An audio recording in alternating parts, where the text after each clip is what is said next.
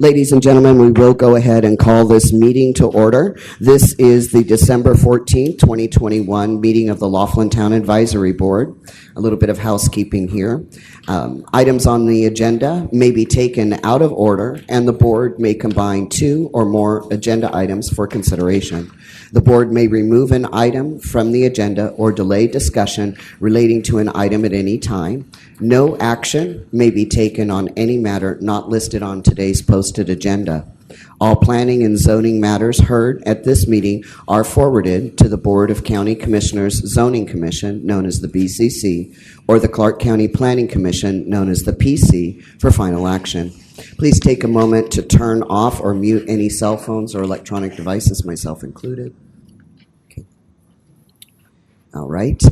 Within 48 hours, advance request a sign language interpreter or reasonable efforts to assist and accommodate persons with physical disabilities will be made available by calling 702-455-3530 TDD at 702-385-7486 or Relay Nevada toll free at 800-326-6868.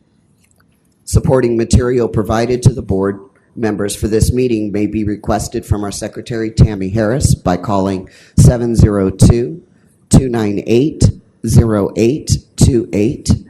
And also, if you needed any copies, there should be at the back of the room some copies as well.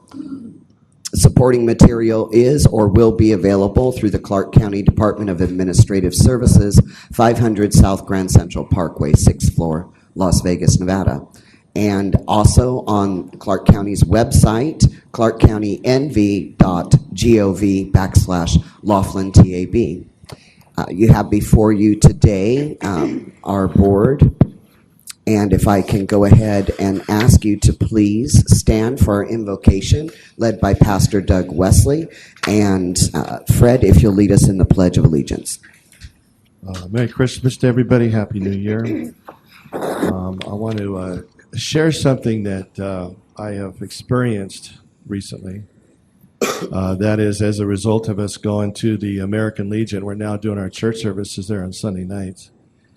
And when we first started going there, I thought the idea was we were going to be ministering to the people up on the hill, you know, the people that are poor people, I guess, people with LS, and I suppose we will eventually. But what I've realized is that, you know, since we've been there, is there's this group of people that I can just tell you what I'd forgotten about. And those are the people that frequent the American Legion. Those are our soldiers.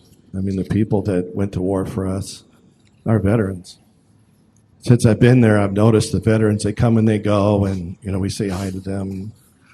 I got to tell you, it's hit me really hard that during this time of year, I think what we need to do is remember them. You know, God's put me through an awful lot of stress over the past few weeks, almost beyond what I could endure. And I believe that the reason for it is I needed to experience something that other people experience in their lives. I have a way out. I go to God. He helps me. He delivers me from things that are really overly stressful for me. But you know, there's people that don't have that. There's people that don't have a way out. There's people that don't have loved ones and friends, people that can help them. I had surgery recently, and I can tell you that I got a card. Thank you very much, Mark and Tammy. Phone calls, emails, all that. It made a big difference to me. That's why I'm dressed so light here. I can't wear anything tight right now until it all heals. But as far as these guys go, if you know somebody that is a veteran, give them a call at Christmas, send them a card. An aunt, an uncle, father, son, whatever, to remind them that you're thankful and that we love them, and that they have somebody that's there for them. They've been through things that are unimaginable, some of them. You know, I still have nightmares of working in a shipyard when I was in my 20s. I still have nightmares about it. Imagine somebody that's been through a war, been shot at or had to shoot back. So I'm just asking to, first of all, enjoy your Christmas time, your holidays, may be blessed better than anything you've ever had in your life, ever. And take that with the abundance that you have and just remember the veterans. Father, I thank you so much for the love you have for us. And I do ask that you bless everybody here, everybody watching, with a wonderful holiday, wonderful Christmas, wonderful New Year. And I lift up before you the veterans that a lot of us, we seem to forget. But I want us to remember this time of year. Let's remember them and love them and be grateful for them. Be very grateful for them and bless them. I know they've been through some hard things in their lives. And I ask you to have mercy on them, mercy on their hearts, mercy on their souls, mercy on their minds. And we're just thankful for them. In the name of Jesus, amen.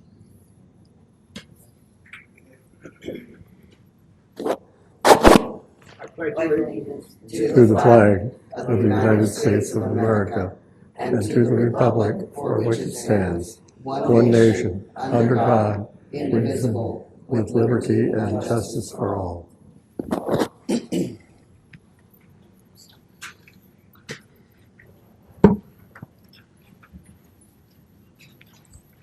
You may be seated. I'll go ahead and commence with our roll call. Pamela Walker. Present. Here. Herm Walker, no relation. Present. Here. Fred Doughton. Here. Kathleen Haas. Here. And myself, Kathy Oakes. 5 members present. We do have a quorum. Our secretary today, and like always, not just today, is Tammy Harris, and she can be reached at 702-298-0828, tammy.harris@clarkcountynv.gov. And we have with us today Mark Moskowitz, our county liaison, and he also can be reached at 702-298-0828, and also at the Vegas number of 702-455-6173 at mark.moskowitz, MOSKOWITZ, at clarkcountynv.gov. So we have roll call. I'll move forward now to the public comment. And this is a period devoted to comments by the general public about items that appear on today's agenda. No discussion, action, or vote may be taken on this agenda item. You'll be afforded the opportunity to speak on individual public hearing items at the time they're presented. If you wish to speak to the board about items within its jurisdiction but not appearing on today's agenda, we have a time frame for that, and that is at the end of the meeting under comments by the general public. Comments are limited to 3 minutes, and we ask that you please step up to the speaker's podium here. Clearly state and spell your name. We are recorded, and it makes it easier on our secretary if she has the appropriate spelling of your name. And if any member of the board wishes to extend the length of a presentation, this can be done by the chairperson or the board by a majority vote. So do we have anyone before us who would like to speak in the public comment section on items that pertain to today's agenda? Okay. All right, seeing no one, we'll move forward to item number 3 of our agenda, which is approval of the minutes of our last meeting, which was November 9th, 2021. Do I have a motion? I have a motion and a couple of seconds. Okay. All those in favor? Aye. Okay. The motion carries 5-0. And an approval for our agenda as written for today, December 14th, 2021. Is there any comment or discussion, any wish to hold, combine, or delete any items from the board? So moved. No. I have a motion. Second. And I have a couple of seconds. All those in favor? Aye. Motion carries. Informational items, item number 5 on our agenda. This is a very special category, and very grateful for it. This is for recognition of the winners, finalists, and judges for the Nevada region for the 2021 Laughlin Community Achievement Awards. And presenting this today will be Mark Moskowitz. Perfect. Thank you. Thank you, Chair. So I had the great honor and pleasure of being a judge for the 2021 Community Achievement Awards, and I really had a front row seat to see the great members of the community, and it made me so proud and everything. And today I want to just acknowledge the winners, finalists, and judges from the Nevada region today. And what we'll do, and it'll also include our wonderful Citizen of the Year winner, which we've done last, but Tammy will be standing up there and she'll hand you a certificate of proclamation from the county, just proclamating this day of all your great service to the Laughlin community, and thank you so much. So first I'd like to recognize the two other Nevada judges that I had to work with that were such great people, both Mike Jackson and Denise Berry, if you don't mind coming up. And then if you want to stand up there with your proclamation, we'll take a photo after.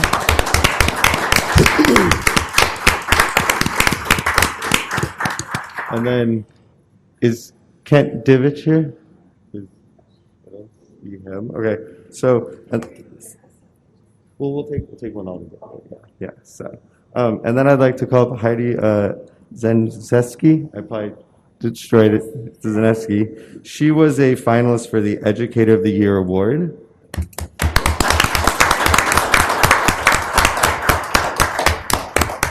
Next would be Vanessa Mejia. She was a finalist for the Connie Davis Youth Citizen of the Year award.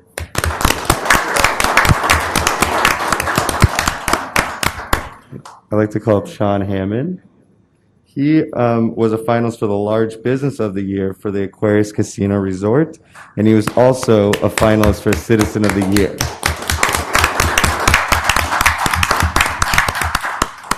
Detective Walt Hemingway.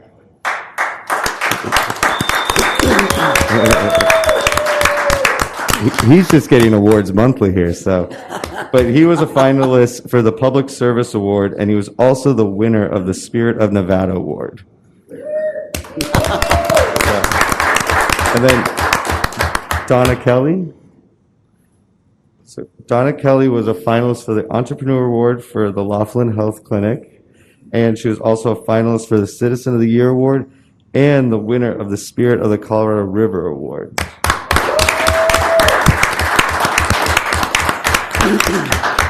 And last but not least, Matt Laughlin.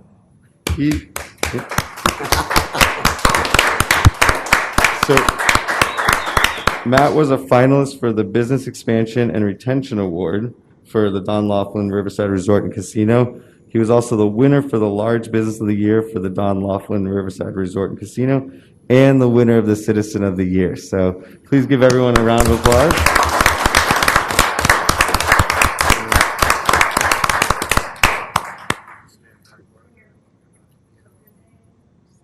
Yeah. So get it closer.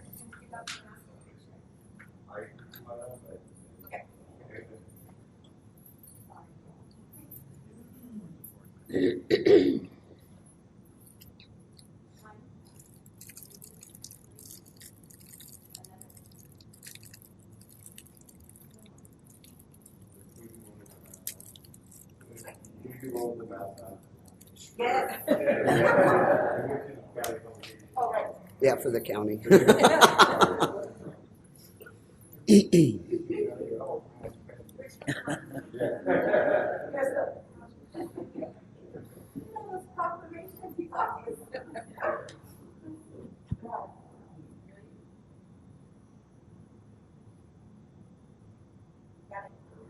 you all so much.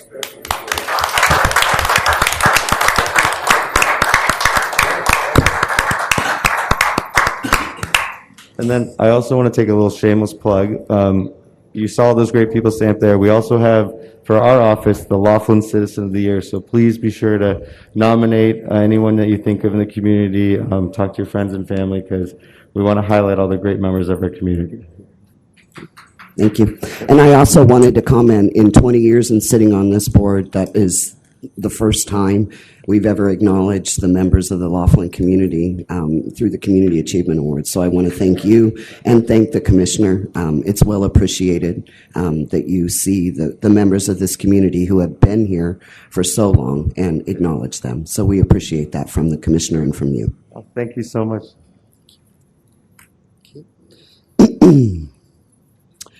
We'll move forward, receive, report, and updates. Was there anything in addition, or was that just for the community? A few more things, yeah. Please, update from Mark Moskowitz. Perfect. So first, I want to thank Pam Walker. She did a wonderful job. Principal Estes invited me to the Bennett Elementary School Assembly, and Pam Walker spoke very highly to the young students and had a very inspiring speech. So it was great to see one of our own town board members being so involved in the community. So thank you so much for that. We greatly appreciate it. And second, I just want to thank Chair Oakes for lighting the tree at the Spirit Mountain Activity Center on At Saturday. 51 degrees. Yes, 51 degrees for 2.5 hours. 51. We're going to plan for warmer weather for next year, so it'll be good. But yeah, so thank you so much for that. And then another update is the Laughlin Bridge. I want to let everyone know work is underway on the new bridge that will provide emergency responders, residents, and visitors with a second way to cross the Colorado River in Laughlin. At this time, crews are clearing brush and other debris from the project area and staging equipment near the river. Construction of the bridge, which will require significant work in the river, is expected to begin within the next 2 to 3 weeks. The new bridge is expected to be finished by the end of 2023 and will connect Needle Highways on the Nevada side to the southern portion of Bullhead Parkway on the Arizona side. The bridge will be 724 feet long and will include 10-foot wide multi-use path for pedestrians, bicyclists, in addition to travel lanes for vehicles. The bridge will cost $52.4 million, which includes $27.1 million from Clark County, $20.8 million from the federal government, and $4.5 million from Bullhead City. Fisher Sand and Gravel of Tempe, Arizona is the contractor for the project.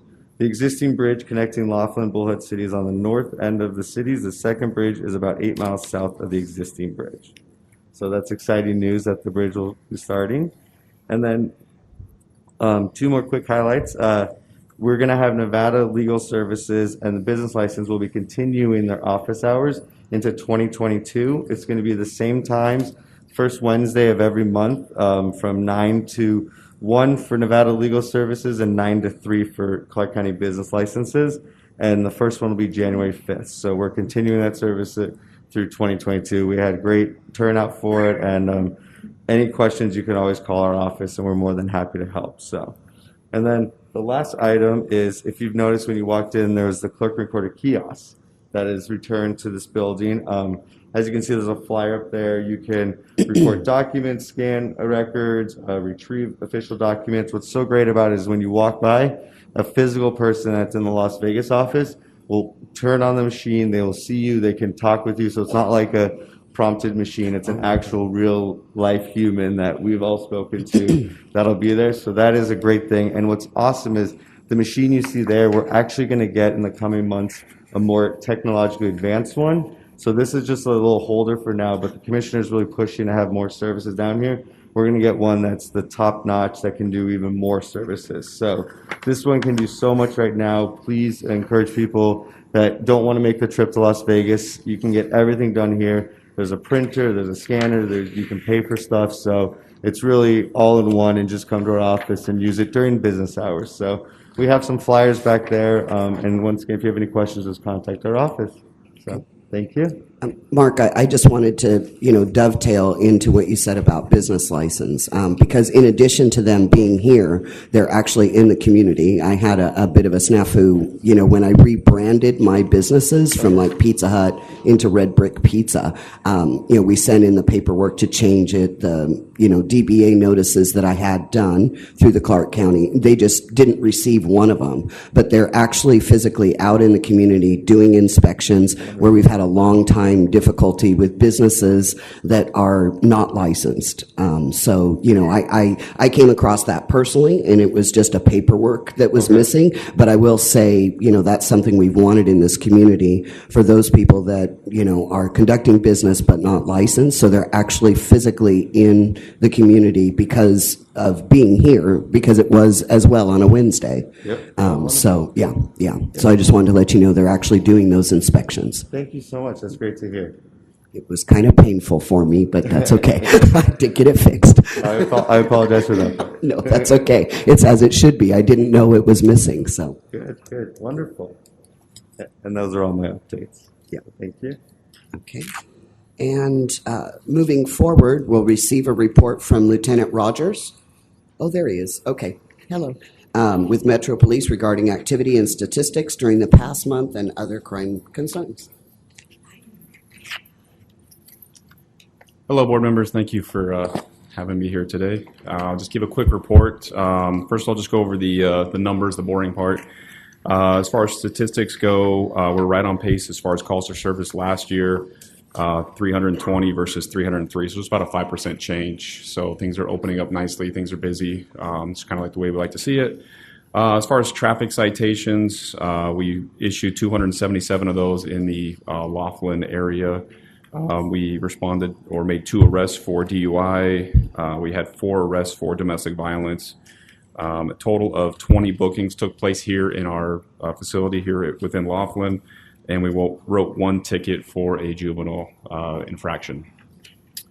Just give some updates on some current events or some community events that we're hosting or being a part of. Our big Shop with a Cop or Santa Cops is going to be this Saturday. It will start at 6 a.m. at the American Legion building, where we will be providing breakfast, a nice pancake breakfast for the kids. And then we'll be caravanning from there with the help of Silver Rider and personal cars over to the Target across the river.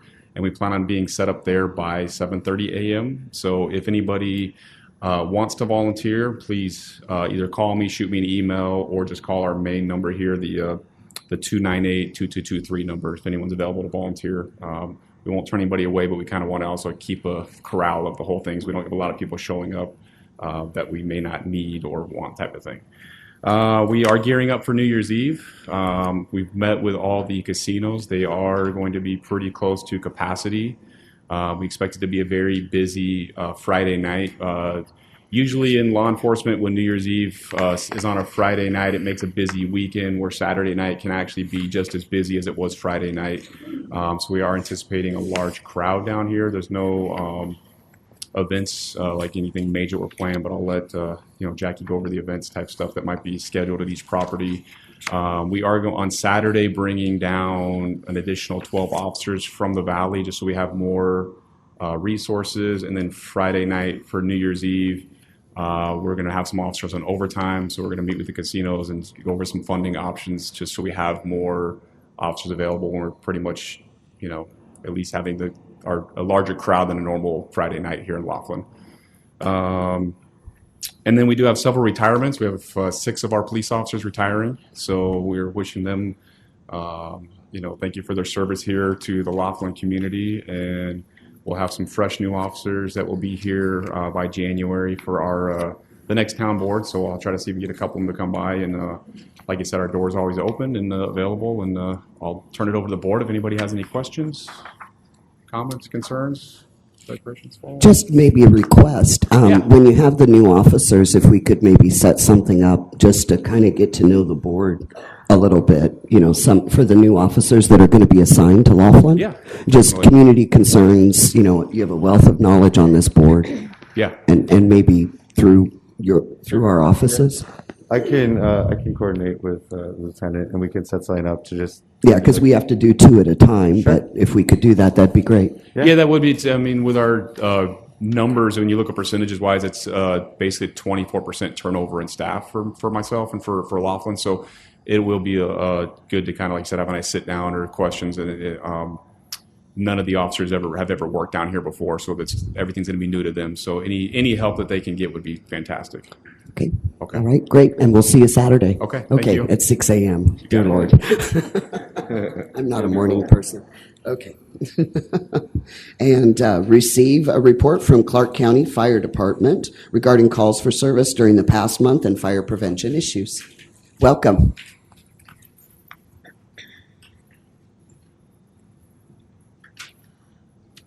How are you guys? Dennis Williamson, Captain of the Clark County Fire Department.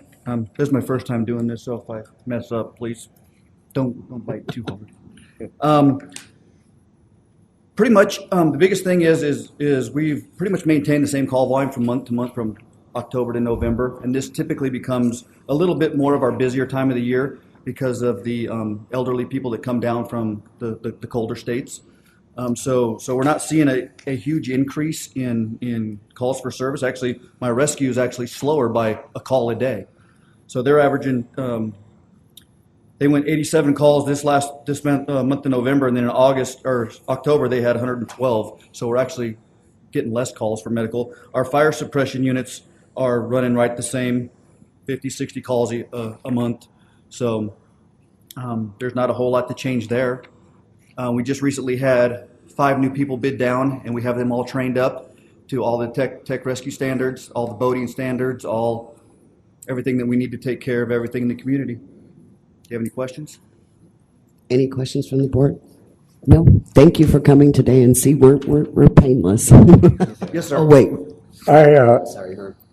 I would just like to commend your department for their observation of the holiday and placement of the lights on your station. Oh, thank you. It's Thank you. it's a pleasure, and it's indicative of a positive condition, which I think is extremely important Absolutely. for those of you who are employed 24/7, 365. Yes, sir. Yep. Yeah, there's 6 So people at that station 24 hours a day. Thank you very much. Appreciate it. Anything else? Thank you. Merry Thank you. Christmas. And receive a report from Bob Luke, Clark County Public Works. So he's come from Vegas today to update us on situations with Public Works. Good afternoon, everyone. Good to be back. Although I have been coming down here, would you like me to? Please, yeah, we can just hear you I was better. wondering, even though I have a big mouth, it sometimes gets muffled. So it's good to be back, although I have been coming down almost every week now. As Mark mentioned, we're starting the Laughlin Bridge project, and so I try to get down as much as possible for the weekly progress meetings. It's coming along good. The hope is that the contractor will begin installing their cofferdams possibly at the end of this week, although it's already Tuesday, but maybe by next week. What that is that'll be the dam that they put in one side of the river and then the other, and that'll allow them to drill the piers and start constructing the actual structure. So they've done all of their clearance work on the Arizona side. They've been working on the Nevada side, going through and do the tortoise walks, and they're installing the fence. I think that maybe is done by now. So it's coming along. It's a 2-year project, but it is coming along, and we're happy that they're able to get started very soon into the river. The fact that the river is so low is going to help tremendously. That'll speed up the process of them building those structures. And so we're happy to do that. I know Bullhead City also is building that new ramp, and there's some other things going on, and the Bureau of Rec is able to accommodate these, which is very much appreciated. So. Also, before we get into the main reason that I was asked to come up here, and that is to discuss roads, I also wanted to give you an update on some flood control projects. The 10-year flood control construction plan, they update it every year. It contains 3 flood control projects over the next 10 years down here in Clark County, or in Laughlin area. The first, or the one that's first on the list, is the Bridge Canyon Detention Basin. It'll start with the design in year 3, this year being year 1, and then construction would begin in year 6. And hopefully, typically a detention basin will take about a year to build, so it should be completed. Can you define where the Bridge Canyon for our public?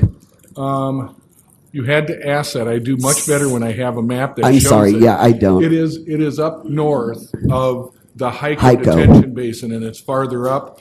It's what causes a lot of the sedimentation and stuff that gets down in the washes that come through the northern part of the city or the town. It comes through the county land where we have the events like Snore Yes, and stuff. yep. That's what causes. So for my Edgewater, Aquarius, Bell, and Riverside too. That's So- exactly it, yes. And I can send over, we have some maps that are in the master plan that was completed 2 years ago for the Laughlin. They do all the outlying areas every 5 years.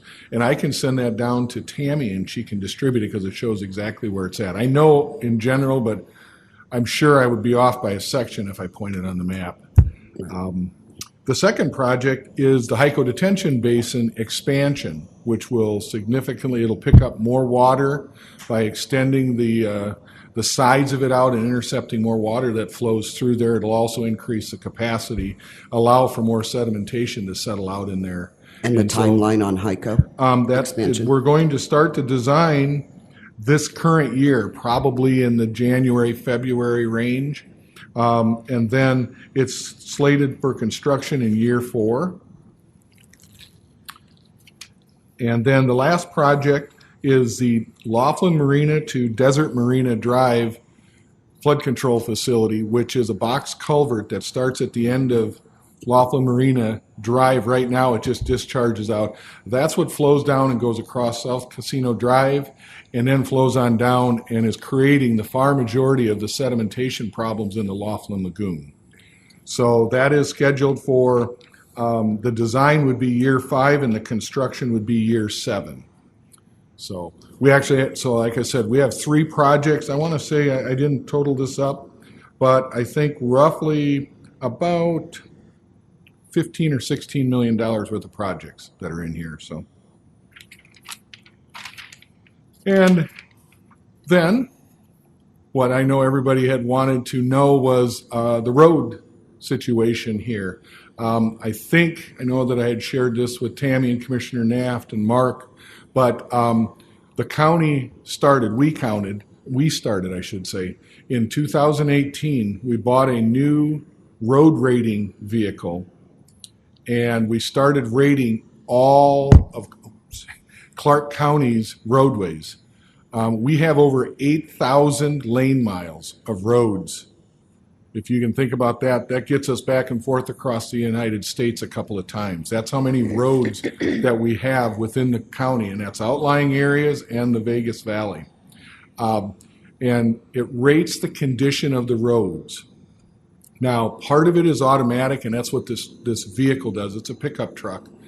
Some of you may have seen it. They were here towards the end of October, and it measures and records the rating of the road roughness, which is 1/3 of the, I don't want to get real technical here, that is 1/3 of the calculation that you use to determine the quality of your roads. 100, and it rates it on a scale of 1 to 100, 0 to 100 actually. Gravel roads are down roughly about 5. A brand new completely paved roadway is near 100. Give you an idea of the range. A lot of the roads in Laughlin are actually fairly good. They're fair, good, or excellent rated, but the ones that we all know about, I know I've driven on quite a few of them, are the poor roads. Those are the ones that are very rough, lots of cracking, lots of potholes, and a lot of those, and we do have a fairly large segment of our roadways. Most of them are in the residential areas, but not all of them. So we completed Laughlin's evaluation a year early. It's going to take us 5 years to rate the entire Clark County area using this vehicle and our staff, which they actually look at the other 2 criteria, which are the stability or the appearance and the cracking and the foundation failures, which if you see alligator cracking and whatnot, or if you have rutting, those are all the kind of distresses that they call. Those are the other 2/3 of that number that comes. It gives you your road rating. They call it a PCI, or a pavement condition index. So we've completed Laughlin, just completed it at the end of October. Our staff are still going through and analyzing it, but we know what the raw ratings are. In general, Laughlin is about the same as the rest of the county. We have in the Las Vegas area, as you can imagine, where there's new growth, southwest area of the valley, their roads are a little bit better condition because they're newer. The eastern side of the valley is older, sometimes 50, 60 years old, and so those are lower too. But we're about average for comparing the entire county as far as their road ratings. But we do have some areas that we need to do. So we have discussed internally, we're finishing up the current year's street program project, and we want to advertise that for construction in February. And then we're going to start working on the first year of the Laughlin rehab project. Is it possible to get a copy of that report sent to Yep. our offices? When we're done with it, because right now we have a map that shows where the bad roads are, but we have to sit down and calculate the cost, how much we're going to be able to do, and we're trying to break it up into 2 years. We're programming $3 million for this next fiscal year to do the first phase, and we're hoping, I don't know if we'll be able to get all of the residential streets, but we'll be able to get as many of those we can, and then we come back and do a follow-up with that. Okay. For the poor categories. But yes, when we get done with the actual report and we come up with a plan, we can do that.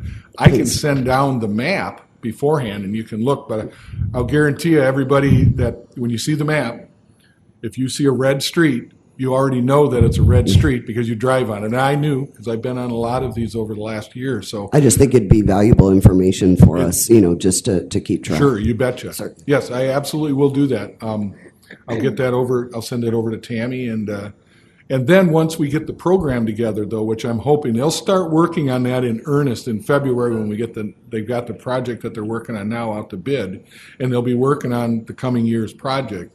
Then we'll have a much better idea which streets we'll be handling first, because we've got to look at the cost.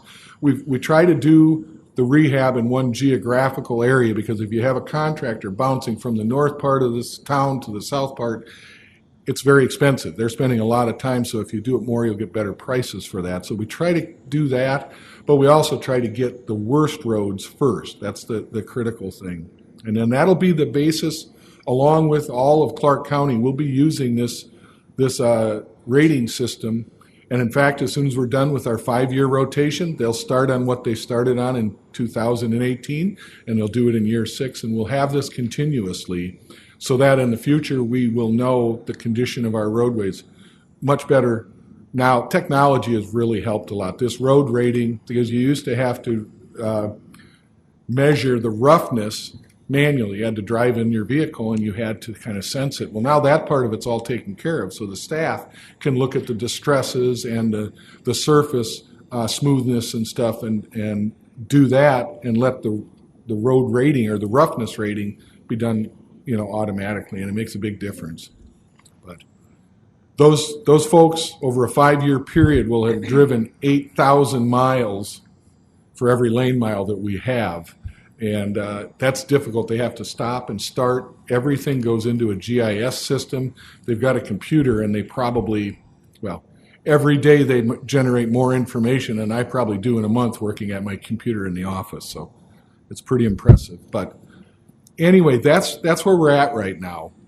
We were planning on doing all of the outlying areas this next year, but we decided, because we knew Laughlin's conditions were poor in some areas, and because of we had the community contact us and let us know that you were interested in that. So we did that, and we moved it up a year. So with that, I'm sure maybe I created more questions than I answered, but I'd be happy to answer anything that I can. The first stage of the work that you're going to be doing, is that basically crack sealing, fluid sealing, things of that nature? Well, when you get the road rating, thank you for that. I forgot to mention that.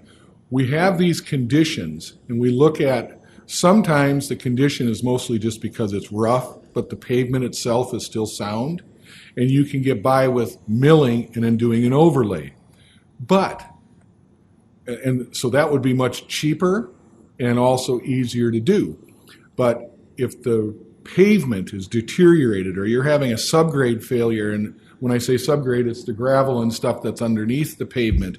If you see alligator cracking on a roadway, then you know that it just has it's reached its useful life. The subgrade below it is not stable enough to support the pavement, so it starts breaking up and you get the alligator cracks. Those require a complete reconstruction, and that's what the staff will be doing, is looking at each one of the roadways and determining, is that a mill and overlay? Is that a complete reconstruction? Is that something different? They have to determine that. And so we'll have to figure that out when we go along. Did I answer that question all the way, or? Okay. Anyone else from the board have any questions? Okay. No. Is there any questions from the public of Mr. Luke? Also, Mr. Luke, if you wouldn't mind, some of the individuals that are with us, I know they can contact you through Mark, definitely. But if you would leave your card with them, I know Jackie, we have Sean Hammond, we have Mr. Laughlin, for future projects and stuff, because sometimes they do know, want to know, update, where is this at and stuff, and if they can't reach us. Yes, absolutely. Although, since the pandemic, I think I've only handed out maybe 30 cards in the last year and a half. So, well, here you go. You can burn through a few of them. You can spend that county money. A request for new cards, but sure, absolutely. I've got some here, so absolutely. Okay. I'm sorry. Fred has one more question, and then again, if there's anyone in the public that has any questions. As far as, electrical streetlights that are out or signs down, what's the best way to get that information into you, and how long does it take for somebody to do something about it? I'm glad you mentioned that. That was one of the other questions that I wanted to bring up, and I kind of skipped over that. The best way to reach us, the easiest way is, I don't know if everybody has ever seen this before, but it's called Clark County Fix It.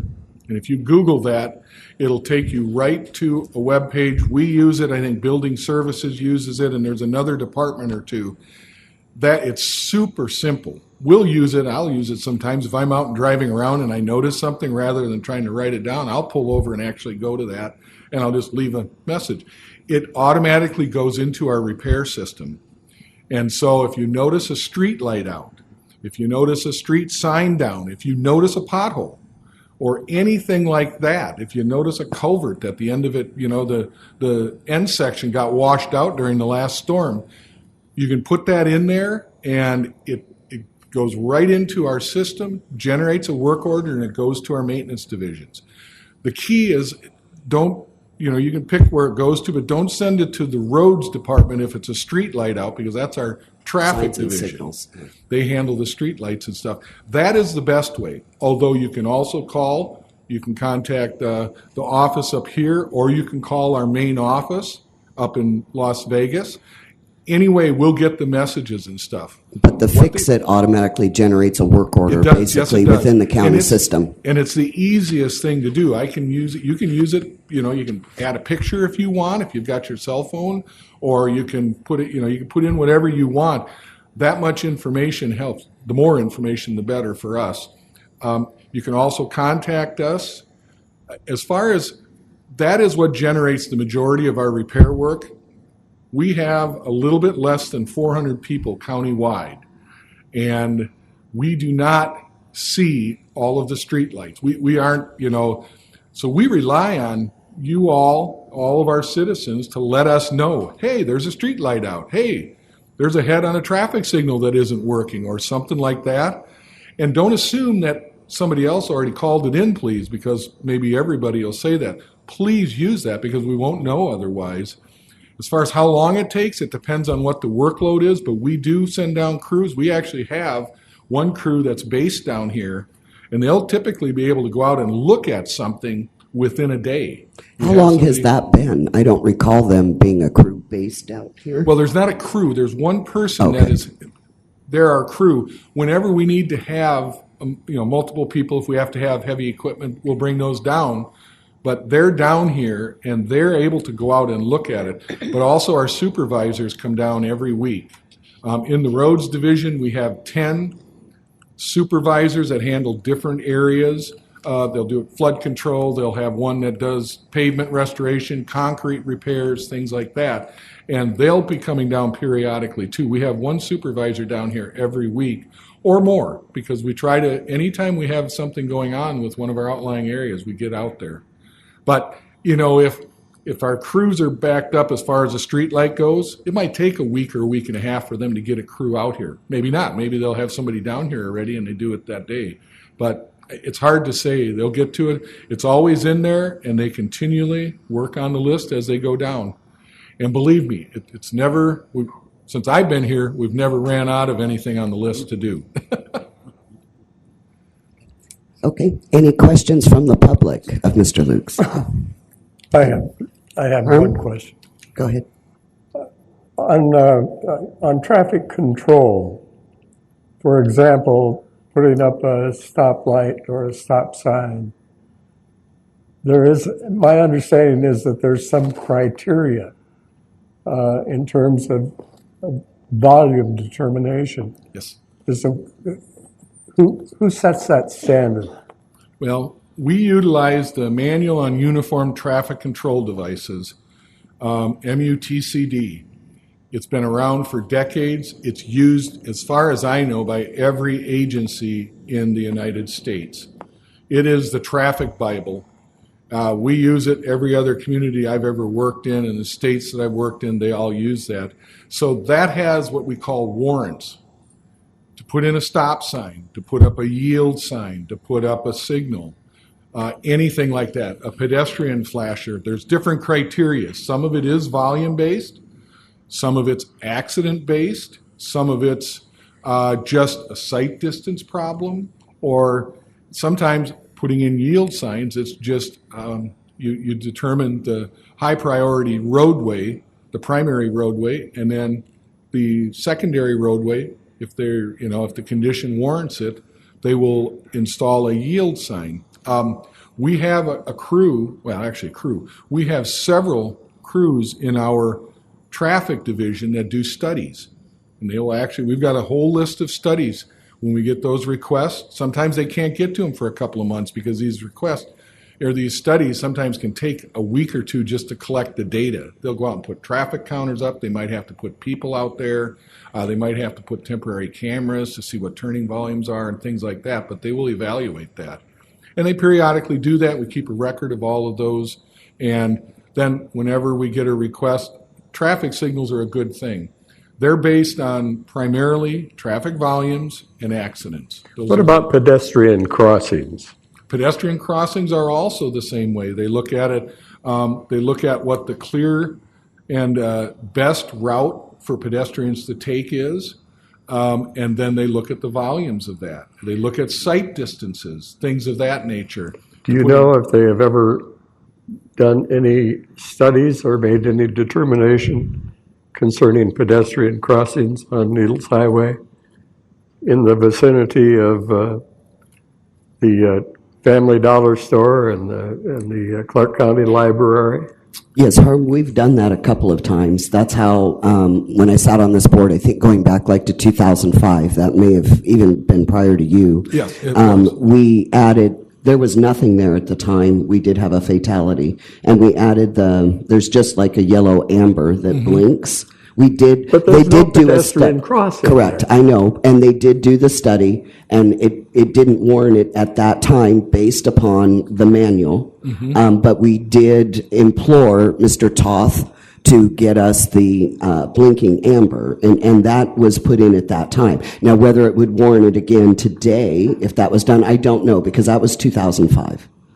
You know, I really find it difficult to mentally accept, at least in my mind, that it would require a survey and a manual where we can observe on a daily basis a pedestrian crossing that exposes the pedestrian to danger. And in order to correct that and put in an acceptable pedestrian crossing, how much time does it take to get white paint, put it across the road, and make an appropriate pedestrian crossing? We're not talking about, the Mona Lisa or some artistic piece of work that has to be done. No. Hell, I think I could go out and paint it in. No doubt about it. I will share a bit of the thought process that goes into that. There have been a number of studies. The one I remember most was one that was done down in San Diego in the mid-1990s. They did a big study on crosswalks. And it is very easy to paint a crosswalk. But if you think of the people that are driving, and I know none of us want to admit that, but subconsciously, if you drive that road every day and you never see a car or a person walking there, that crosswalk, it actually can create a problem because you will ignore it. And they've done this a lot, and so there is thought process that goes into installing a crosswalk, because if you put them everywhere, one, if the driver ignores it because they never see a person or they're never out there when the one person crosses there, what happens when they are driving there and that one person does cross at a different time? The other thing is that they found out, and I can remember this, that this 1995, I think it was a study, the San Diego study.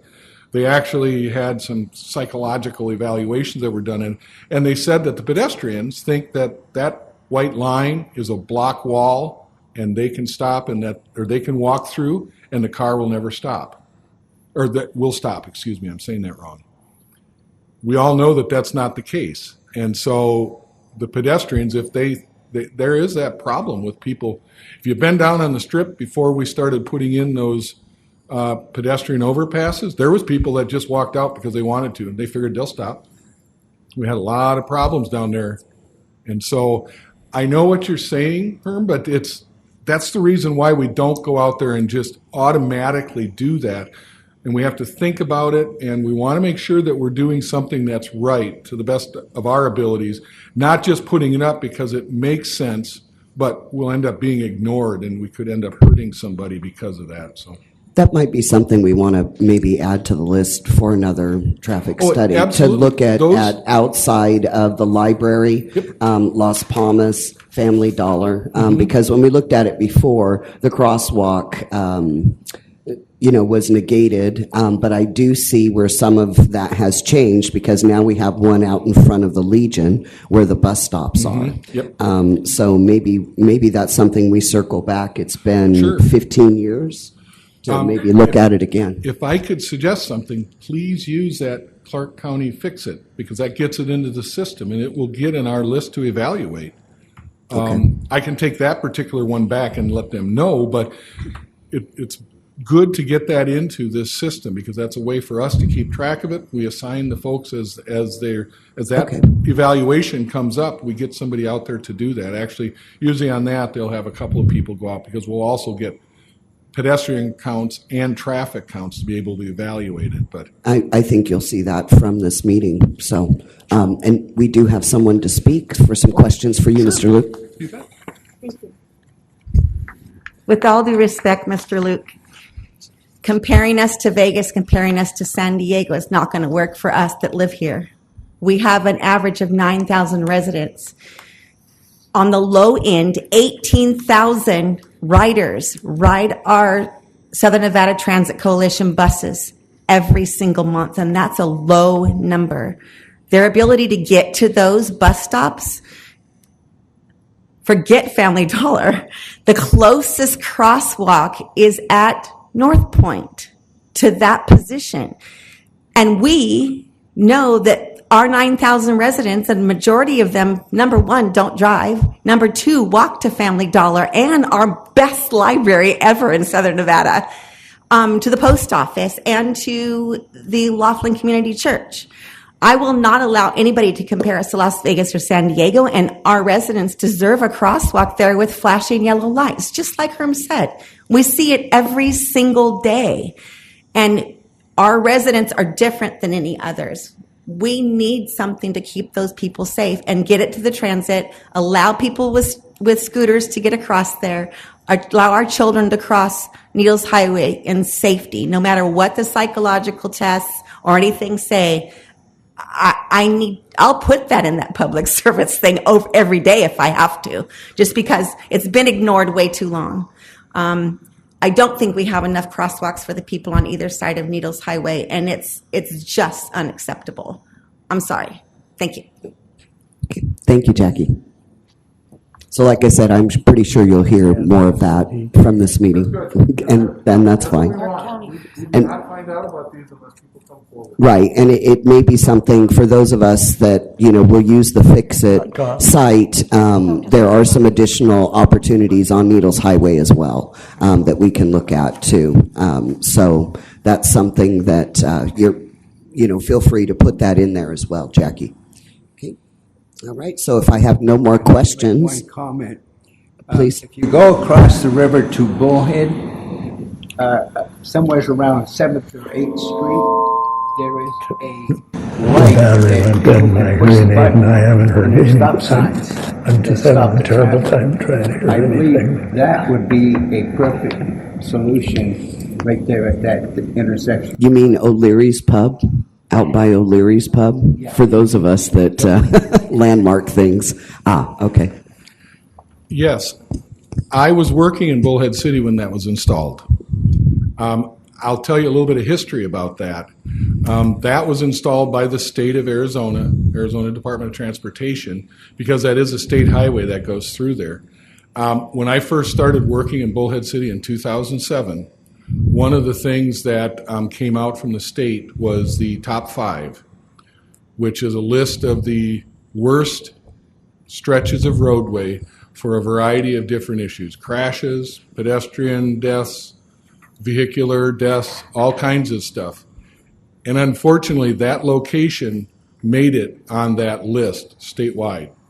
So then the Arizona Department of Transportation, they went through, they evaluated it for 2 or 3 years. I think they finally installed it. I'm not going to remember, 2011, 2012. That is called a HAWK system. And right now I don't remember what HAWK stands for, but it's maybe like a high awareness, whatever it is, but that's a HAWK system. It's very, very useful. They looked at it. There are, I can't remember, I won't remember there are many, many pedestrians that cross. And not just at that location, but what the state did was they evaluated that whole 7 or 8 block stretch there and determined that the majority of them were crossing near there. So that's where they put the crosswalk. And to my knowledge, since then, after they installed it, there's not been one pedestrian fatality there. But it was really a sad thing that we made that on the top 5 that one year, and it was so. Yes, those are used in different parts of the country for different things. You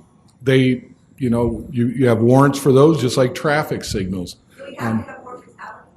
No, there are other criterias than that. So a HAWK system would be something we could look at for Needles Highway. Now, you said in the case of Arizona, it was a state highway, 95. So Needles Highway, would that qualify as well? It's not a state, it's a... No, it's the county does that, yes. Yeah, okay. So that would be us. We've installed those systems before in other areas. There are criteria for it. Okay. And, that's what you use. So if we do a study, and which I'm Correct, sure will yes. come out of this meeting, and it's something that we could consider. Yes. A HAWK system, and maybe adding a HAWK system to what we currently have in front of the American Legion. Yeah, if there is something that put that request in, our staff will evaluate that. They'll evaluate anything. They'll get it. Like I said, we've got a couple of crews, or 3 or 4 crews, that do nothing but do traffic studies throughout the whole county. Okay. And I know they've done traffic studies down here before. That's how the traffic signals that have been installed over the years, that's exactly how they've been installed, is through the study process. When they meet the warrants, they install them. Okay, So. great. Any other comments or questions of Mr. Luke from the public? No? Well, we thank you for coming out today, and we have been seeing a lot of you lately, so I appreciate that. And like I said, I think you'll get some feedback. Now that we know we have that availability of that site, I think you'll definitely see it. Sounds good. Well, thank you very much, and everybody have a wonderful holiday season, I should say. Yep. Thank you. Thank you very much. I have a meeting tomorrow. Okay. All right, then we'll move forward. Receive a report from Will Smith, Clark County Water Reclamation. Is he here? Nope, not today. Okay, he must have had another meeting. Sometimes our meetings are short. We also know that Jason Bailey with Big Bend Water District is not able to be with us today, but he did leave a report, and it is available at the back of the room if anyone would like that. And Parks and Recreation, Elon Bilbray, is not with us today. I will tell you that we had a very nice turnout at the tree lighting. However, it was very, very cold. But it was nice, to see our band play and Christmas carols and stuff in our community.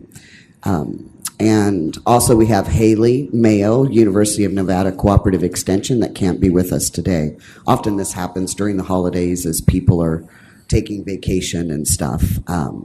We do have Jackie Whalen here with the Laughlin Chamber of Commerce, and she'll be giving us a report, and also she'll switch her hat over to the Laughlin Tourism Commission. Oh boy, she's got stuff. She comes with stuff. I know you do. Oh, alcohol. Or I think.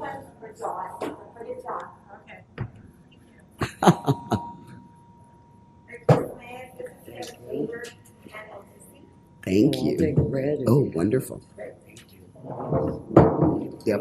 No. I'll take white. I'm good. I'm easy. It's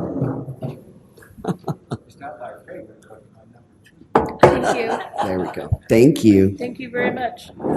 Thanks, Jackie. Thank you. I have to go home and prep for Christmas, so that might be fun. Help the prep go faster.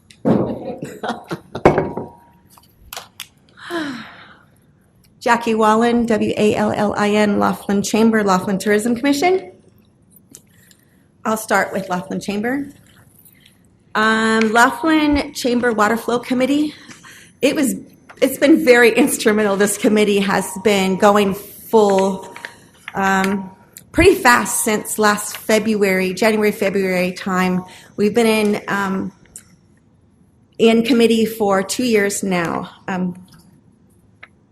The committee was very instrumental in helping the BOR come up with the low flow schedule for December. We had a lot of challenges because of business, real estate. Real estate people right now do not want the water low when they're showing houses because it decreases the appreciation in the homes being sold along the river.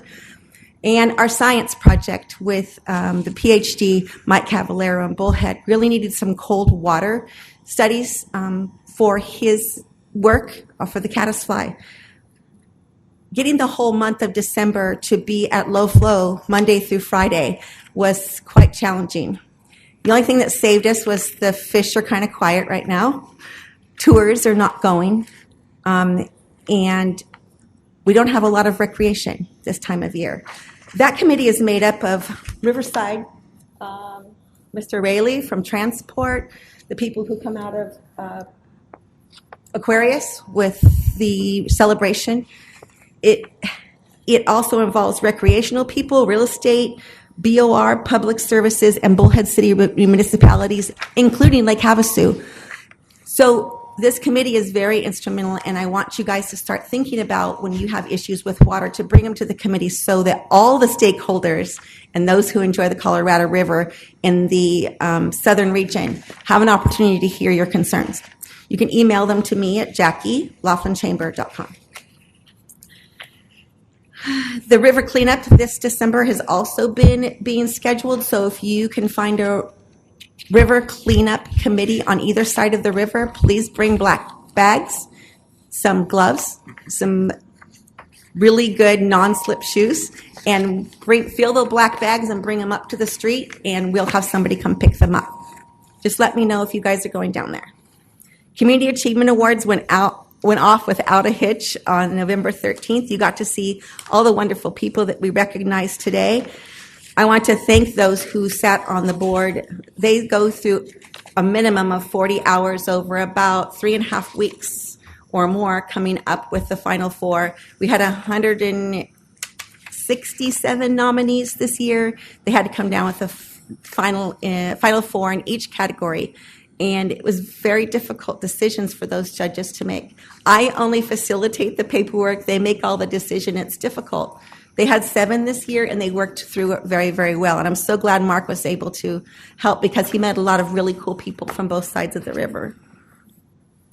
So I want to thank Mark Moskowitz, Clark County, Denise Berry from the Riverside, and Mike Jackson, who was sitting here to receive his proclamation.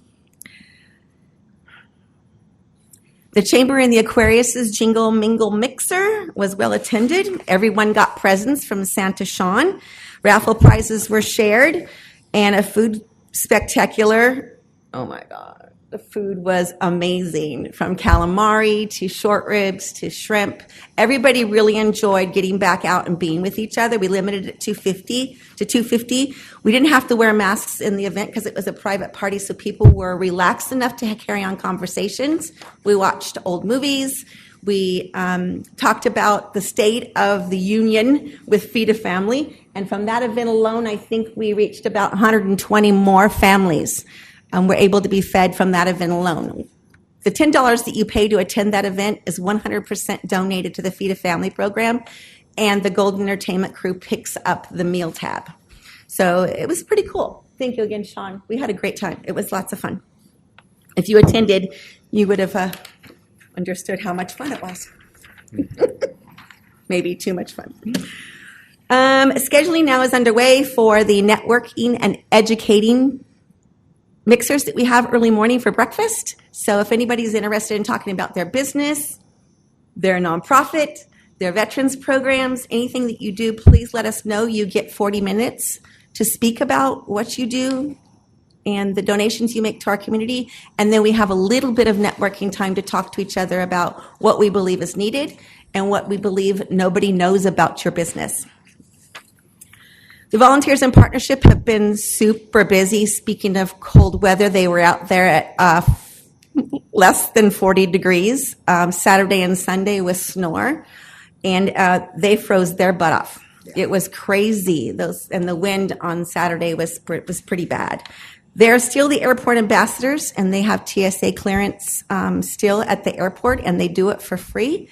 They've also been cleared to be the emergency response team to be at the airport if any tragedy occurs. Not that we're planning it, but if any airport tragedy occurs, we have 60 of our volunteers that have volunteered for that. They'll get special TSA clearance and training to be there on the outskirts to make sure that they can help with traffic, tag people if they have loved ones in that tragedy so that we can get back to them and get all their information. So all the PIOs will be able to do their job with spectators, people just trying to be looky-loos, people who have been affected by it, and also be able to communicate back to the airport with any vital information that they find out. Best in the Desert is then coming for them in February, Kane Brown in March, the Juan Fishing Tournament in March, and Pit Bull in May. All of those things are available for volunteers to work on, and all they have to do is contact Donna, and her information is in the report. Membership, we're at 302.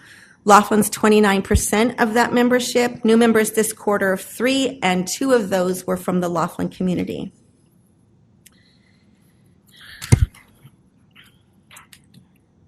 We got a new ally in our road sign issue with the Nevada Department of Transportation. Our own Michael Jackson has a few fins that sit on there, and he works with them within the Southern Nevada Transit Coalition, and he has now written 2 emails and made phone calls on our behalf to get the Laughlin signs back out on Nevada 95.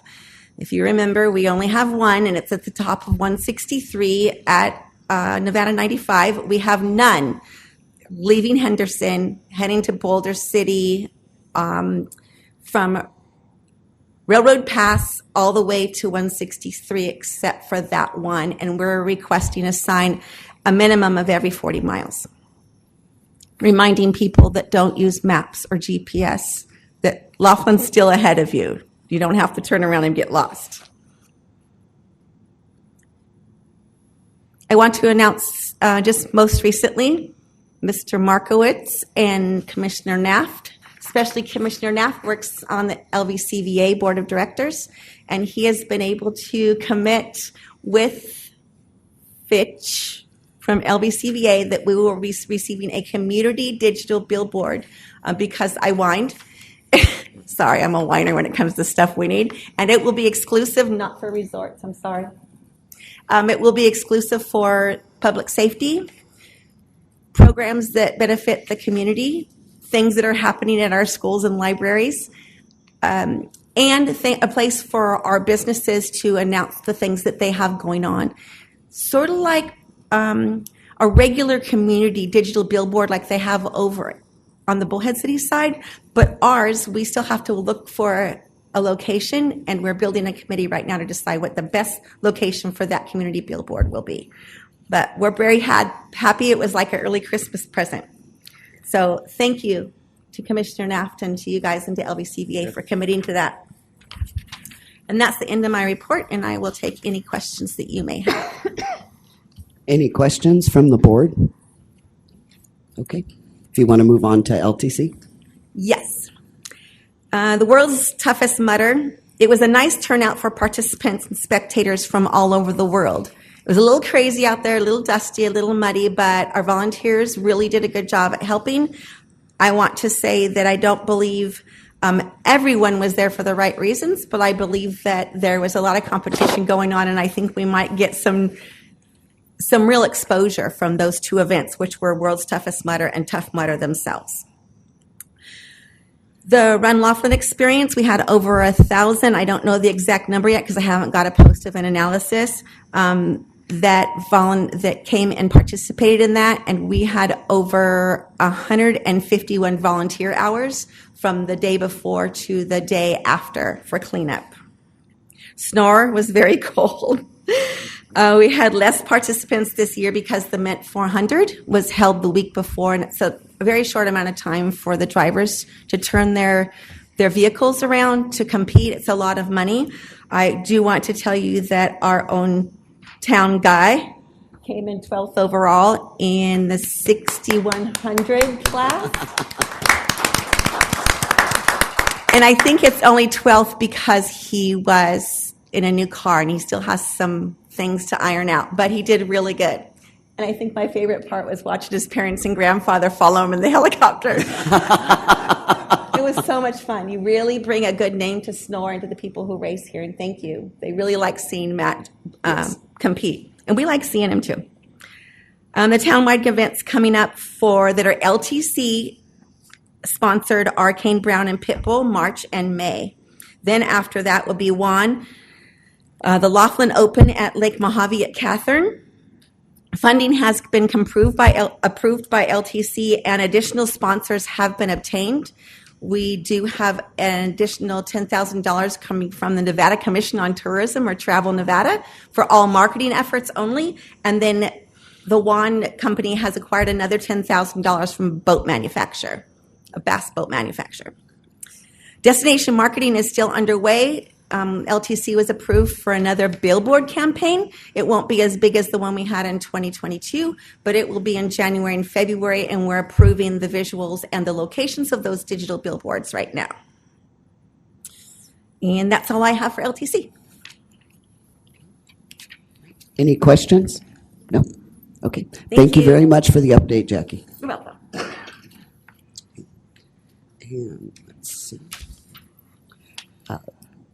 We had received a report from Tanya Brown-Worth with the Laughlin Library, and she's not with us today, and receive a report from the Laughlin School System regarding the status of programs and upcoming activities.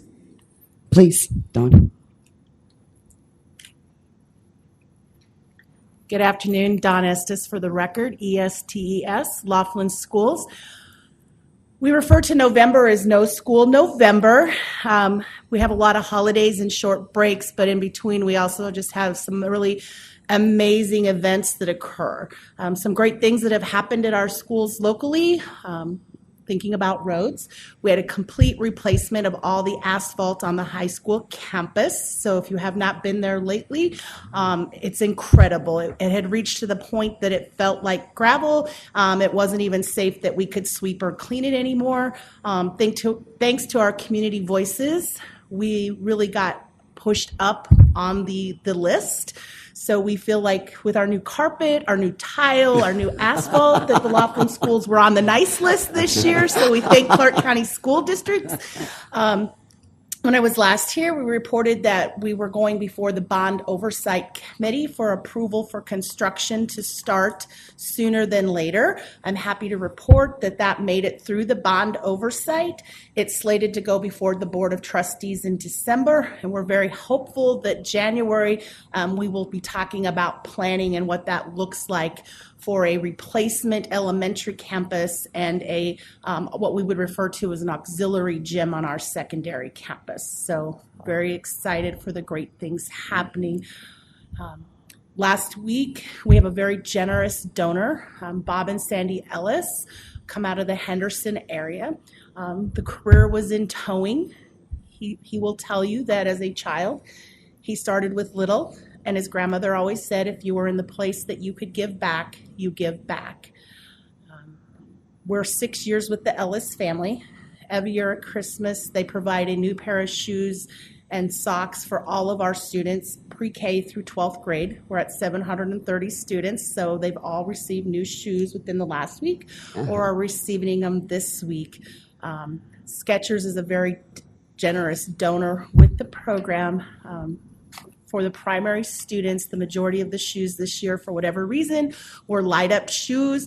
The kids' faces just lit up as well. And on the stage at the assembly, it was fun to see the kids tapping in the aisles and seeing all the, the lights from the shoes, just their enthusiasm and their gratitude. Our assembly this year was really looking back, old-fashioned Christmas, recognizing, playing along, it's a wonderful life. We really talked about it's a wonderful community and how many people believe in our students, believe in our staff, believe in our teachers, and the hidden voices that really advocate for us. I had heard Pam Walker present at a Veterans Day assembly. Her story is phenomenal. It's inspiring. I knew that our elementary students needed to hear that story. We all need to believe that there's hope, that where we start does not define where we end, but through persistence, hard work, and determination, but the support of others, our students have many years ahead of them. So I'm just grateful for those that came to support it. We're thankful for our donors. What I didn't say is at the end of the assembly, Santa Claus does appear. District Court Judge Eric Johnson out of Las Vegas. And every student pre-K through 6th grade also gets a brand new toy. And so we've had a lot of fun at our schools. We've had a lot of opportunities to be grateful. As I look around this room, everyone in here has been a generous donor. So I just want to say thank you. It really is a wonderful community, and we're very grateful for the voices. And Mr. Walker, I agree. Needles Highway in Las Palmas, we have an elementary school at the end of that street, and buses have to pull across that road twice a day. So thank you. I will take any questions. Do we have any questions of Dawn? Nope. Nope. Oh, Fred. The new elementary school going to be? So we will relocate the campus up to the secondary campus. This is where I'm terrible at directions, right? This is the Montana girl coming out in me. It's going to go behind where the gymnasium currently is. So one of the things that we knew is that in terms of water, electricity, a lot of the utilities, we already have those facilities there. We can also use our current campus, Bennett campus. We don't have to relocate students or staff during the building project. And then once that project is completed, then discussions would open up with Clark County School District in what would now occur with the abandoned, I hate to say that word, but current location. Yes, Yeah. thank you. All right. Thank you, Dawn. I appreciate having you here, and have a Merry Christmas. Thank you. Blessed New Year. Well.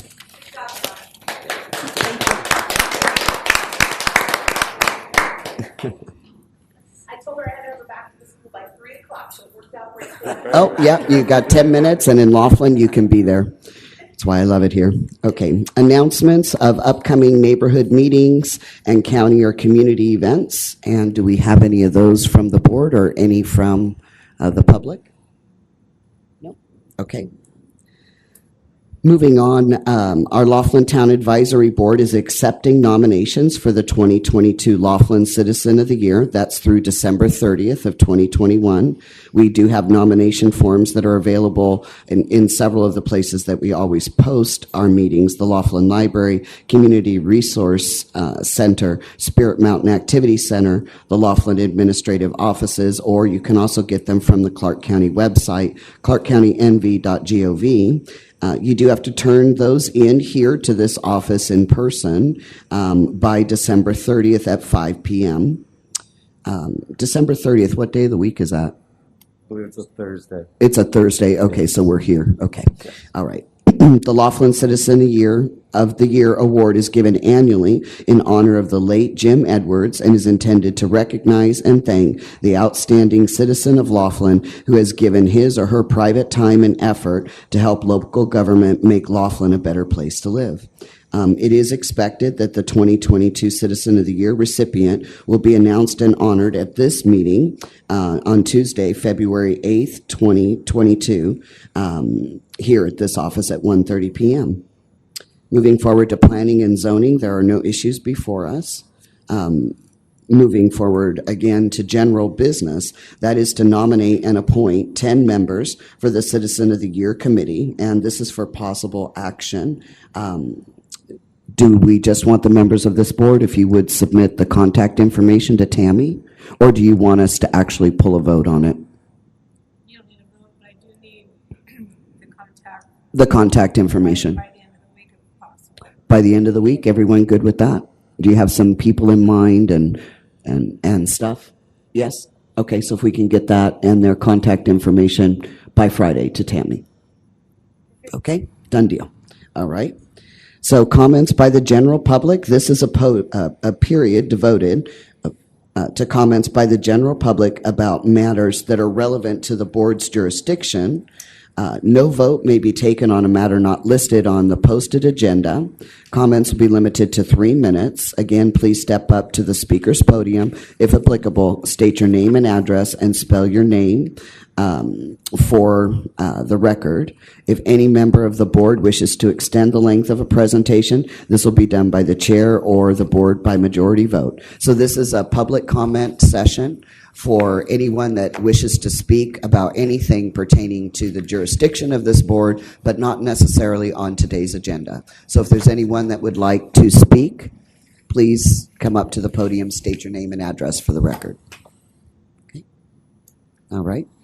Nope. Seeing none, I'll go ahead and call for a motion for adjournment. I have a motion and a second. All those in favor? Aye. Motion carries. We are adjourned, and I'd like to wish everyone a Merry Christmas and a blessed New Year. Thank you for coming.